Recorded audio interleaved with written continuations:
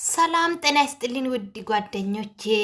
ዛሬ እንግዲህ ወክ አምሮኝ ማለት ነው። አሰሬን አስፈቅጄ ወክ ወጣሁ። አካባቢውን ዞር ዞር እያልኩኝ ነው በእግሬ ማለት ነው።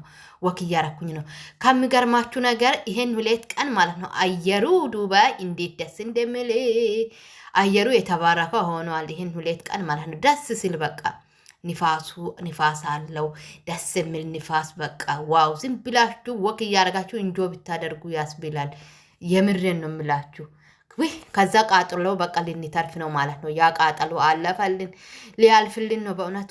ተቃጠለን እኮ ሙቀቱ ልክ የሌለ ሙቀት አስቸግሮ ነበረ። አሁን መንገዱን እየሄድኩኝ ማለት ነው ያለው ንፋስ አየሩ ደስ ሲል እና አስፈቅጄ ወጣው። ይሄው መንገዱን ወክ እያረኩኝ ወደ ሱፐር ማርኬት እየሄድኩኝ ነው።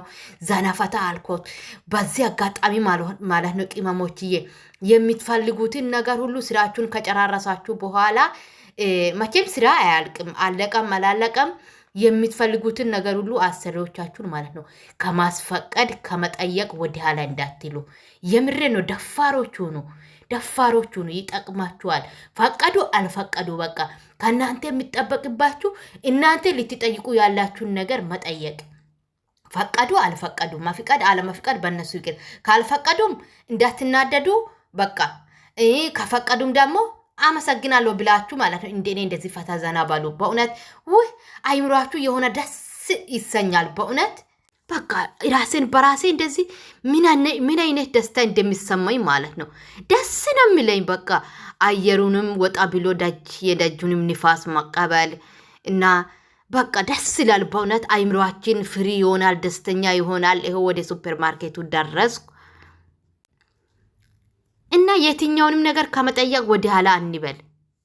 ወደ ኋላ እንዳትሉ ጠይቁ። ፈቀዱ አልፈቀዱ አንዳንዶቻችንን እኮ ከቤት አያወጡም። በቃ ከቤት ስለማንወጣ አንዳንዶቻችን በቃ የደጅ አየር ይናፍቀናል በእውነት። እኔ አሁን ይሄው ወደ ሱፐር ማርኬት ገባው። ለኔ የሚያስፈልገኝን ቅባት ካስፈልገኝ ቅባት ነገር እሱን በነገራችን ላይ አሰሬ ራሷ ናት የምትገዛልኝ ማለት ነው።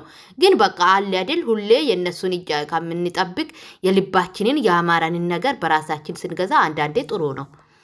ለክፉ አይሰጥም፣ ጥሩ ነው እና ብዙ አናባክን እንጂ አንዳንድ ነገሮችን በራሳችን ስንገዛ በጣም እኔ ደስ ይለኛል። እዚህ ጋር ዞር አልኩና አስሩንም የሚፈልገውን ነገር ሁሉ ላጥ አርጌ ለቀምቀም አርጌ ሸምቼ ወደ ቤት እየተመለስኩኝ ነው። ዘነፈታ እያልኩኝ ማለት ነው። ዋው አካባቢያችን እንዴት አባቱ ደስ ይላል። እና ውዶቼ ቤትን ላይክ ሼር እያደረጋችሁ እንግዲህ ከኔ ጋር